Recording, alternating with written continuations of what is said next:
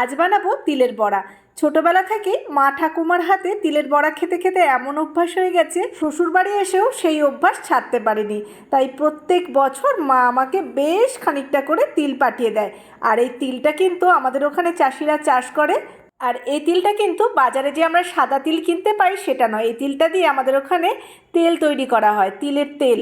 আর এই তিলের বড়া খেতে গেলে বেশ খানিকটা কিন্তু খাটনি আছে। তিলের খোসাটাকে ছাড়িয়ে নিতে হয়।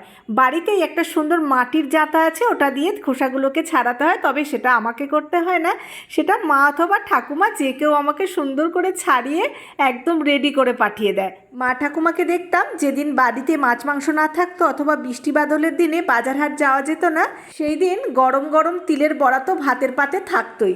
আমিও কিন্তু তাই করি। মা ঠাকুমারা কি সুন্দর 2-3 দিন বাজার হাট না গেলেও তিলের বড়া অথবা ডালের বড়ি দিয়ে কি সুন্দরভাবে ম্যানেজ করে চালিয়ে নিত। এই তিলের বড়া গরম গরম শুধু খেতেও যেমন ভালো লাগে, তেমন ভাত দিয়েও দারুণ লাগে। খুব ভালো করে জল পাল্টিয়ে পাল্টিয়ে তিলটাকে অনেকবার ধুয়ে নিতে হয়, যাতে তলায় কোনো বালি কাঁকড় না থাকে। ধুয়ে নেওয়ার পর আধ ঘন্টা মতো ভিজিয়ে রাখলে বাটাটা খুব ভালো হয়। লঙ্কা দিয়ে বেটে নিয়ে নুন আর কুচনো পেঁয়াজ দিয়ে তেলে ভেজে নিলেই রেডি হয়ে যায়।